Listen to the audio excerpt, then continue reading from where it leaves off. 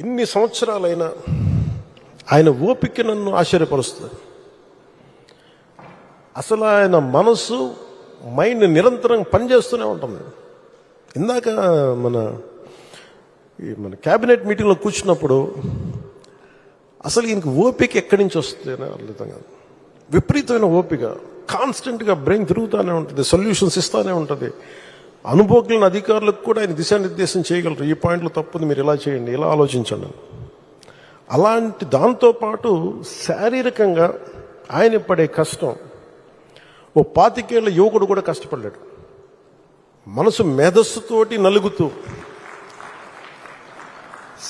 శరీరాన్ని కూడా అంత కష్టపెట్టడం అంటే నాకు అది నిజంగా నాకు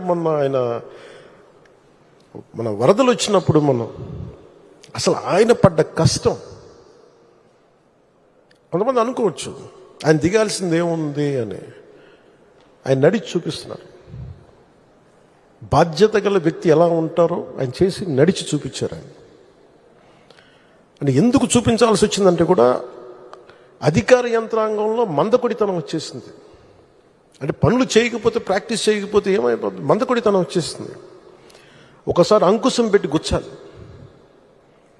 అలా ఆంధ్రప్రదేశ్ అధికార యంత్రాంగాన్ని గుచ్చడానికి ఆయన దిగారు. ఆయన అసలు ఆయనకు అవసరం లేదు. ఈ ప్రపంచంలో కూడా మీరు చెప్పండి, 9/11 ఇన్సిడెంట్ జరిగితే జార్జ్ బుష్ వచ్చి కూర్చోలేదు అక్కడ న్యూయార్క్లో.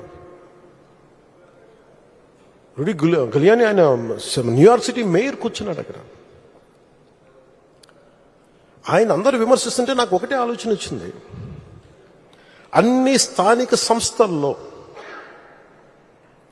వైసీపీ నాయకులే కదా మీరందరూ, మేయర్ కానీ సభ్యులు కానీ అన్ని పాలనా వ్యవస్థలు అన్నింటిలో కూడా it is nothing but YCP. 70% పంచాయతీల్లో వాళ్ళే, అన్ని స్థానిక నగర పంచాయతీల్లో మనకి అన్ని నగరపాలికలు అన్ని సంస్థలు కూడా వాళ్ళే. అసలు విజయవాడలో ఉన్న మేయర్ ఏమైపోయి ఫస్ట్ సిటిజన్ అంటాం, మొదటి ప్రథమ పౌరుడు అంటాం కదా విజయవాడకి. వాళ్ళకి బాధ్యత లేదా? వైసీపీకి బాధ్యత లేదా? ఎంతసేపు ఆయన విమర్శించడమేనా? నాకు అనిపించింది అసలు పంచాయతీలు కానీ స్థానిక సంస్థల్లో ఉండే వైసీపీ సభ్యులు కానీ ఏమైపోయారు?